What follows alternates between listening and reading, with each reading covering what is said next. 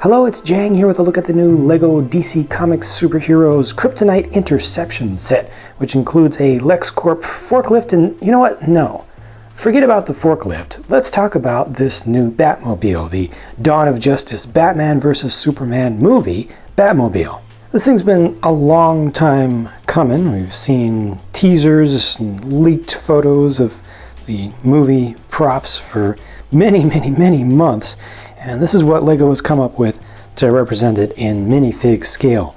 It's larger than I thought it would be. It's larger than it looked to me in pictures relative to the size of a figure. I've got Batman already in the cockpit right now, but just so you can see what it looks like next to a normal figure.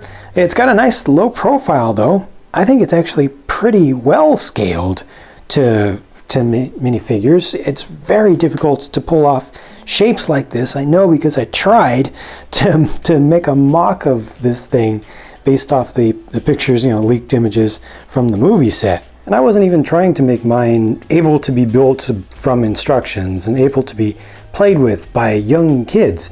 And adding in that level of durability and also simplicity to let you actually build the thing from simple instructions, and then to be able to just grab the thing and just bang on it and crash it into things and not have pieces flying off all the time, that is incredibly difficult. I think LEGO did an admirable job for its scale here. A lot of these shapes are nice. They did have to bring in some new pieces, so this is actually a shield add-on piece that's used commonly with the new Nexo Knights sets, and then these canopy pieces here are also new. It's actually two pieces. It's split down the middle or split into two separate sections, and it has a really nice action. I love the connection that they set up. You can see the connection back here that's built into this piece, and it allows you to do this. You can bring up each half by itself. It's very proper to the real thing, and then angle it off, angle it out towards the sides just a little bit. So just a little bit of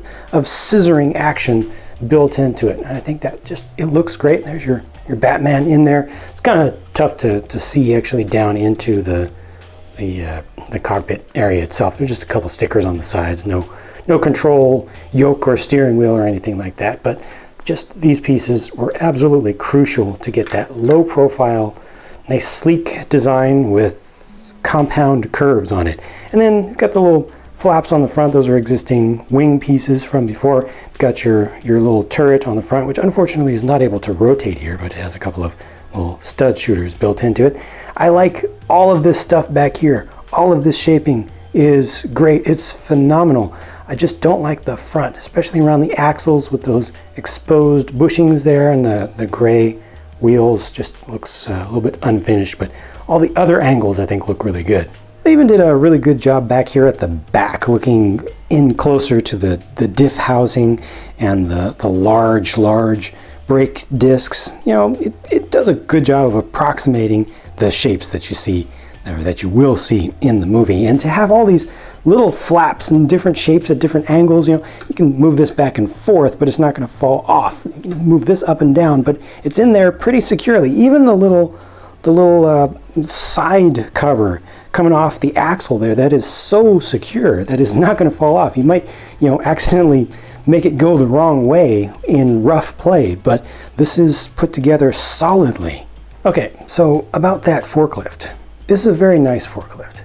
It's well shaped, it's well scaled. I like the colors except for just the tan hub right here, but it's no big deal. It has flick fire missiles on it, one on each side. So that's a little bit different, a little bit of a stretch, but hey, it's just for fun. And if you really don't like them, just don't include them. It's really easy to leave them off. You can get into the driver's compartment here. This guy actually isn't attached with any studs whatsoever, so it's very easy to put them in there. And it also has the ability to bring the entire front back. It's on a hinged joint, so you can bring it back one notch. And they do include a pallet of cargo, very precious, very dangerous cargo, dangerous to Superman at least, a bunch of kryptonite. And these the tops actually come off too easily. They're very loose on there, so it's kind of just set on there. It doesn't really attach very well, but it looks very good. It's the trans bright green color, and unfortunately the forks don't quite come all the way down to the ground. You have to pick the whole thing up and lean it forward just a little bit to get those tines underneath there, but once you do, you can just kind of let go here and it will lift up the load for you. And I covered a long time ago in my reviews of the first sets that included this new forklift piece. The rubber band is too stiff. It's much too stiff, and you have to be careful, especially when you bring it all the way down here. If you accidentally let go with your finger or you let it slip off to the side, that happens. So just be careful with that. Or if you have a small rubber band that is not as stiff as the Lego white one, I recommend that you try that out instead, because it's a little bit much.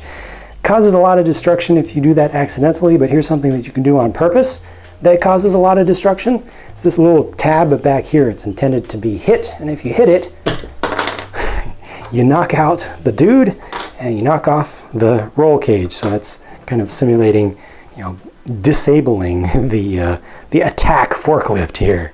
This version of the Batman has the more subtle and more abstract logo on the front.